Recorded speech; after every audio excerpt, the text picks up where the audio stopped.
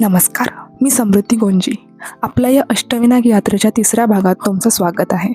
आपण आज दर्शन घेणार आहोत दोन अत्यंत पवित्र गणपतींचं, रांजणगावचा श्री महागणपती आणि थेऊरचा श्री चिंतामणी.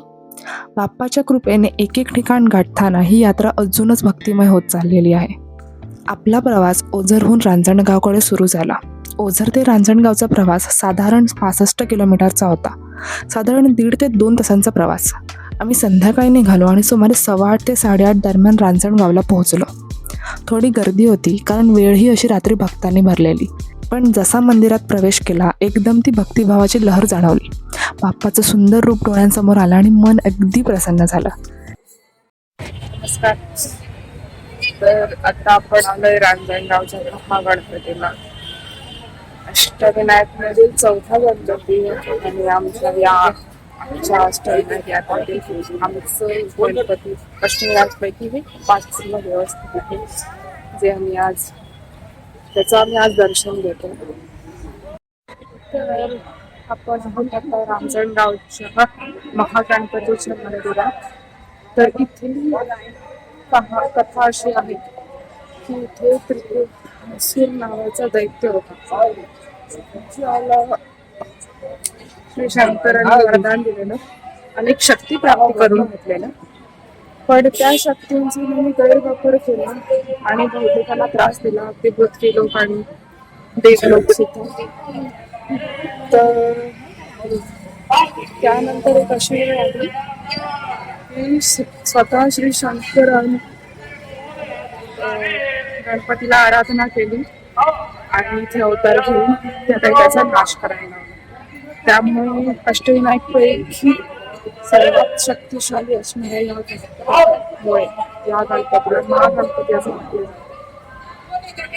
जातं. येथील मंदिराची रचना पण खूपच खास आहे. सूर्याच्या दिशेनुसार बांधलेलं हे मंदिर असं आहे की दक्षिणायन आणि उत्तरायणच्या काळात सूर्याची किरणं थेट बाप्पाच्या मूर्तीवर पडतात. येथील मूळ मूर्तीला महोत्कट असं म्हणतात, जिला 10 सोंडा आणि 20 हात आहेत आणि ती मूर्ती मंदिराच्या तळघरात ठेवलेली आहे.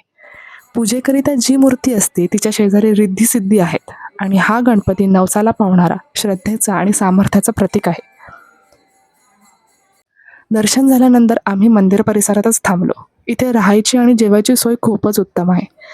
साधारण 1000-1200 रुपयात 6-7 जणांसाठी उत्तम खोल्या मिळतात. रात्री तिथेच राहिलो आणि सकाळी लवकर उठून पुन्हा बाप्पाला नमस्कार करून पुढच्या टप्प्याकडे निघालो.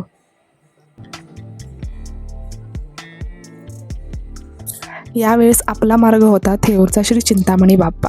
रांजणगाव ते थेऊर हे सुमारे 45 किलोमीटरचं अंतर आणि आम्ही सकाळीच निघाल्यामुळे अवघ्या अर्ध्या तासाचंच थेऊर गाठलं.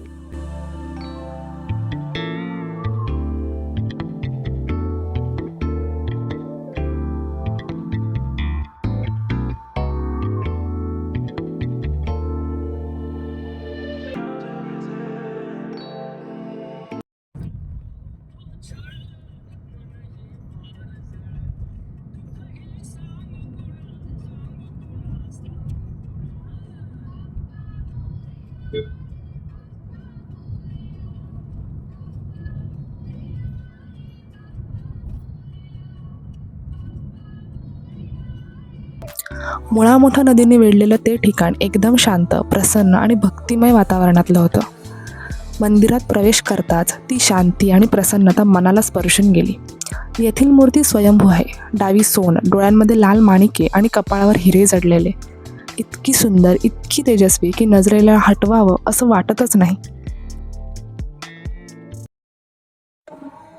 आता आपण आलेलो थेऊरच्या चिंतामणी. तर चिंतामणी अशी याची कथा आहे. गणपतीने कोणाचा वध केलेला तेव्हा कपिल मुनींनी त्यांना चिंतामणी हे रत्न अर्पण केलेलं. नंतर गणपतीने ते गळ्यात घातल्यावर त्यांची चिंताही दूर झालेली, म्हणून त्या गणपतीला चिंतामणी असं म्हटलं जातं. पण हे मंदिर घाटावर बसलेले आहे, संगमावर बसलेले आहे आणि ब्रह्मदेवाने आराधना केली आणि त्यांची चिंता दूर झाली. त्यामुळे चिंतामणी. हे मंदिर मोरया गोसावी महाराज आणि माधवराव पेशवे या दोघांशीही जोडलेलं आहे. माधवराव पेशवे यांनी त्यांचे शेवटचे दिवस याच ठिकाणी व्यतीत केले. मोरया गोसावी यांनी येथे तपश्चर्या केली आणि गणपतीने स्वतः अवतीर्ण होऊन त्यांना सिद्धी प्रदान केली, अशी आख्यायिका आहे. थेऊर हे केवळ अष्टविनायकांपैकी एक स्थळ नाही, तर इतिहास, श्रद्धा आणि शांततेचा संगम आहे. दर्शनानंतर मंदिर परिसरातील भुलेश्वर मंदिर, रामदरा आणि केडगाव आश्रमासारखे अनेक सुंदर ठिकाणं पाहायला मिळतात.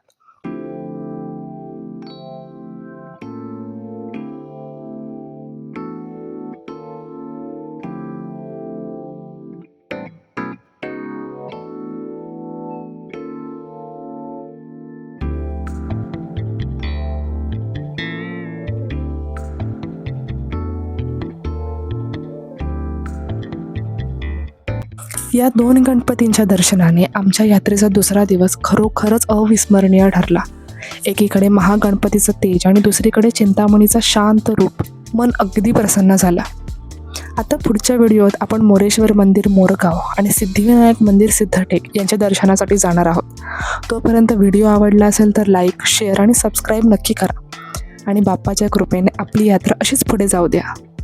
भेटू लवकरच.